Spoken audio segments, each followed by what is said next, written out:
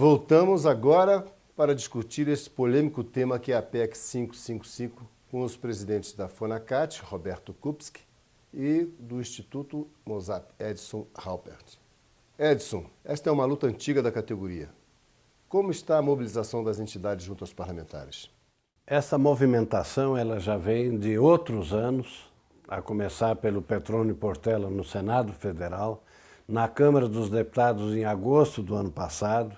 Esse ano já uma outra reunião no Nereu Ramos, na Câmara dos Deputados, exatamente buscando o quê? O apoio dos parlamentares para esta aprovação da PEC 555.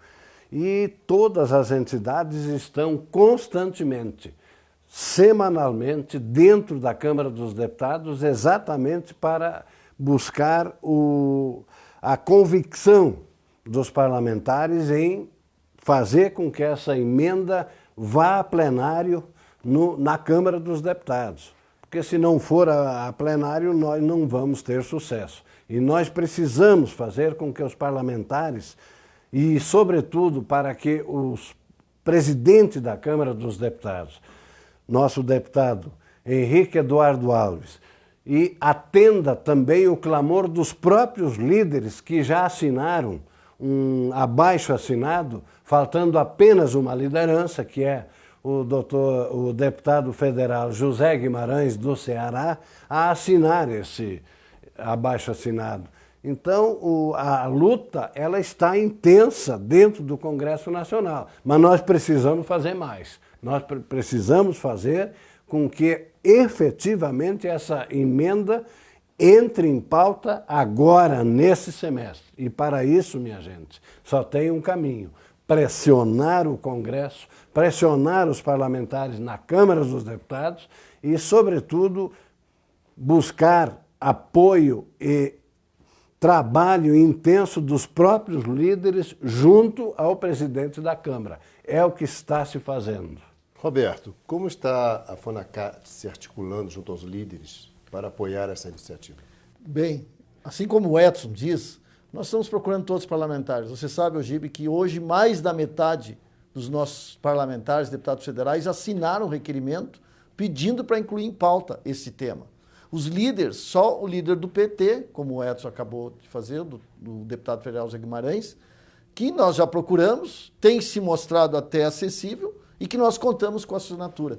Neste dia que tivemos o movimento, que há pouco foi passado aqui uma resenha, nós tivemos com o presidente da casa uma comissão de representantes das entidades para tratar deste tema. E o presidente disse, os líderes partidários assinando, todos os líderes assinando o requerimento para que coloque em pauta, o presidente pautará essa PEC. Em pauta, eu tenho convicção que ela será aprovada. E o que impede, então, que essa matéria seja votada, aprovada, na opinião dos senhores? Bom, é fácil de entender. O governo certamente está trabalhando no sentido de que não se tenha êxito lá na Câmara dos Deputados. É lógico. O Ministério da Previdência não se decidiu ainda, e há também resistências na forma pela qual ela foi aprovada na comissão especial, que gradativamente, a partir dos 60 anos, 20% por ano, zerando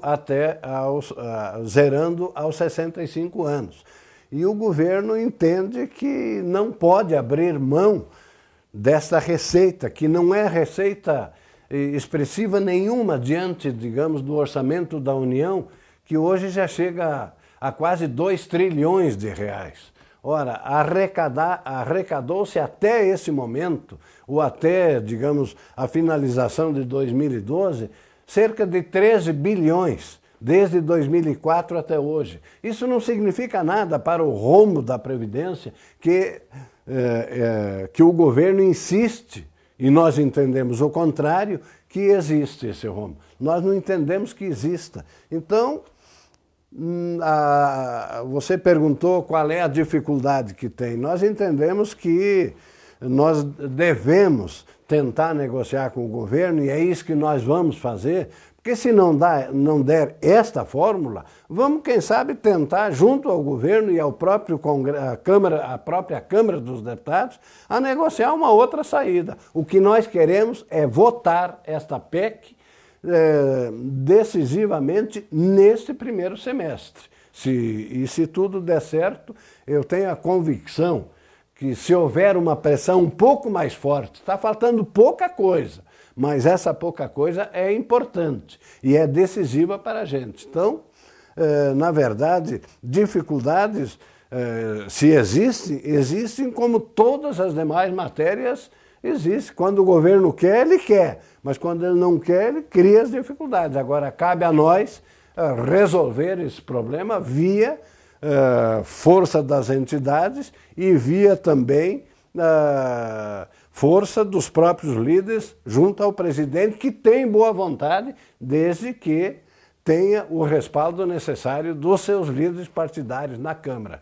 Aí, exceção feita ao líder do governo, que é o deputado Arlindo Chinaglia, que nós entendemos que, como líder do governo, ele teria dificuldade de assinar. Mas eu quero aqui de público dizer que ele tem muito boa vontade e poderá fazer um trabalho, digamos, de bastidores junto ao próprio governo e junto às próprias lideranças e junto ao próprio presidente da Câmara, no sentido de nós termos êxito nessa votação na Câmara. E, como disse o Roberto, se for pautada, nós venceremos, porque nós temos já, até hoje, requerimentos assinados por 312 parlamentares, 312 deputados federais, isso exceptuado os líderes. Parlamentares de toda a Câmara, são 312, isso é um número expressivo, e nós vamos vencer essa batalha. Uma das dificuldades que estão dizendo também que envolve os governos estaduais e municipais. Mas não é possível que isto represente, e nós temos números para mostrar, que não tem significativo em termos de receita. Primeiro porque é a partir do teto da Previdência, 4.100, em torno de 4.100. A contribuição acontece a partir desse momento. Quer dizer, a remuneração nos municípios e nos estados, para a grande maioria dos servidores, não passa, ou se passa, não passa tanto assim desse valor na aposentadoria. Em consequência, a repercussão financeira não é significativa que possa ser alegada, tanto na União e nos estados e nos municípios. Eu dou um exemplo assim do Rio Grande do Sul, meu estado, que tem, quem sabe, no Brasil, um dos maiores números de aposentados e pensionistas. Pois representa 0,05% da receita. Para a injustiça que corrige, para uma repercussão que não é imediata, é de ano a ano, né? O servidor hoje ele está concordando não simplesmente parar de descontar, mas que seja paulatina o cessado do desconto da Previdência. Que seja a cada ano, seja como o relatório do deputado Arnaldo Faria de Sá, que a partir dos 60, terminando e aos 65 não cobra mais, ou até numa negociação, o relatório primeiro que foi apresentado pelo deputado Luiz Alberto, que define a partir dos 65 até os 70 anos. Uma coisa importante, assim, é interessante se ver. Eu chego à data da aposentadoria e não me aposento, eu paro de descontar a Previdência. Se eu resolver ficar no serviço público até os 70 anos, eu sou obrigado a sair. Até um dia antes eu não estava descontando. Nos 70 anos, quem sabe quando mais se precisa desse recurso, eu passo a descontar. Quer dizer, é latente essa injustiça. Então, politicamente, é o trabalho forte com as lideranças, com os parlamentares, para que esta injustiça seja corrigida, e acho que nós estamos no melhor momento de discussão no Congresso Nacional para que isso aconteça nesse semestre na Câmara e no segundo semestre no Senado Federal. E caso essa PEC seja aprovada no plenário da Câmara dos Deputados, quais seriam os próximos passos? Senado Federal. Imediatamente gostaríamos de ver encerrar este semestre, chegando para o Senado a PEC aprovada em 2 turnos na Câmara. E imediatamente nós teríamos o nosso trabalho, esse que hoje está centrado na Câmara dos Deputados, nós fazemos no Senado Federal. Sensibilizar cada senador dos nossos estados para que aprove ainda neste ano de 2013 e esta proposta de emenda à Constituição 555 que elimina paulatinamente a contribuição previdenciária para os inativos, aposentados e para os pensionistas que já contribuíram para ter esse direito garantido. Doutor Edson? Eu diria que está tudo pronto para nós aprovarmos na Câmara. E os parlamentares sabem, o próprio governo também sabe, se há possibilidade de desonerações de folha, de perdões de dívidas da própria Previdência ou dificuldade de buscar as dívidas que são bastante importantes dentro do orçamento da União. Diante desses argumentos todos e a convicção que nós temos de que não há déficit da Previdência, e mesmo que não fecham as contas, como diz o governo, nós já contribuímos para a nossa Previdência. Então, na verdade, esse dinheiro que o governo arrecada vai para um fundo do superávit primário, vai para o Tesouro Nacional.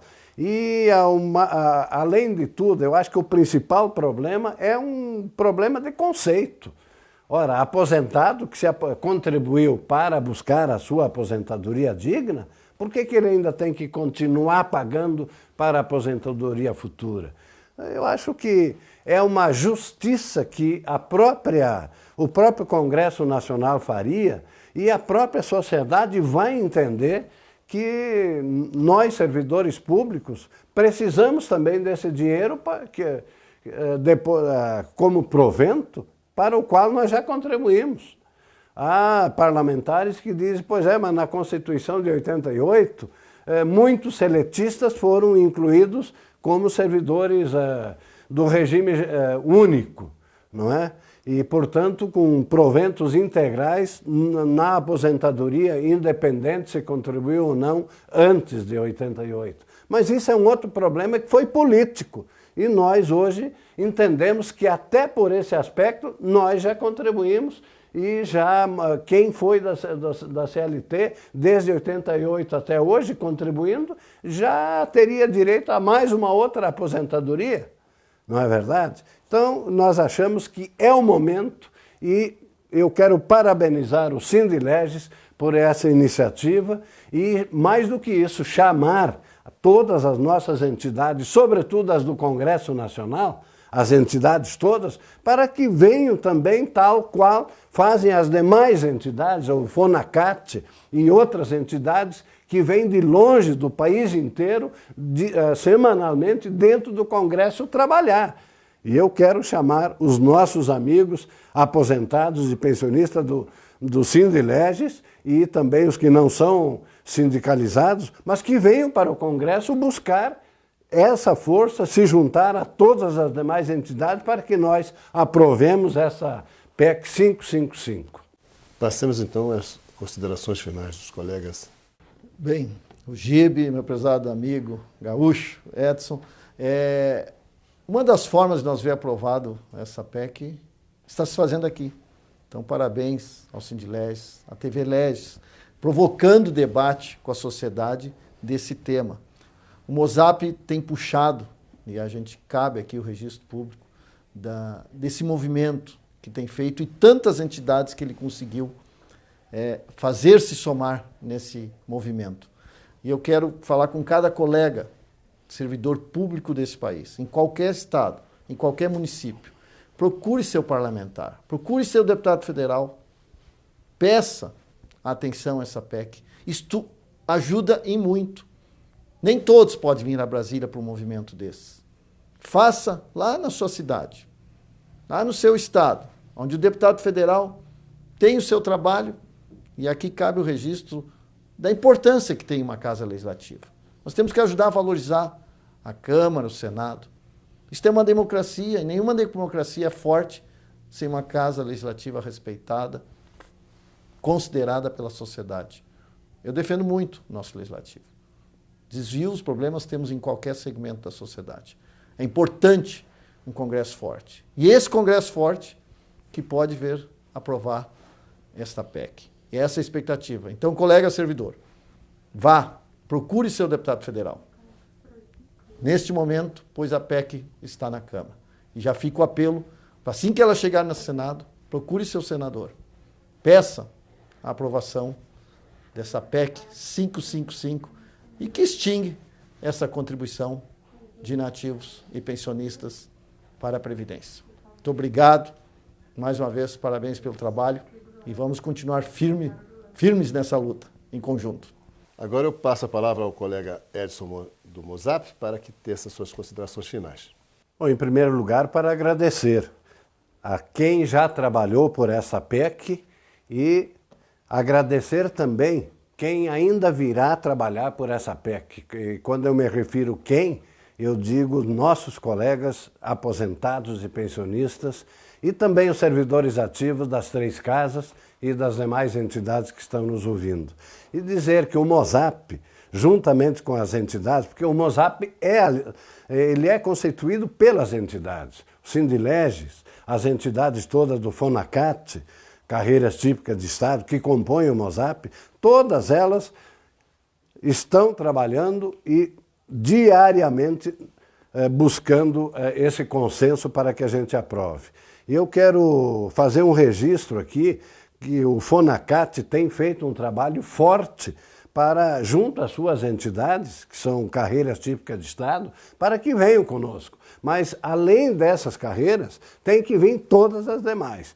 E o Sindileges tem esse papel importante, nesse momento teve já esse papel importante na diretoria anterior e nas demais anteriores também, trabalharam sempre em busca da melhoria de condições de aposentadoria, de vida dos aposentados e pensionistas. E aprovar essa PEC, derrubar essa ignomínia que nós temos ainda submetidos hoje, que é a contribuição para a qual nós já contribuímos até o dia em que a gente se aposentou, é um trabalho importante. E o Mozap está fazendo isso aqui em Brasília, faz nos estados e junto às entidades lá nos estados, como disse o Roberto, buscando os parlamentares nas suas bases. Isso é importante e o parlamentar gosta disso e precisa disso também. E nós precisamos aproveitar esse momento para pressioná-los,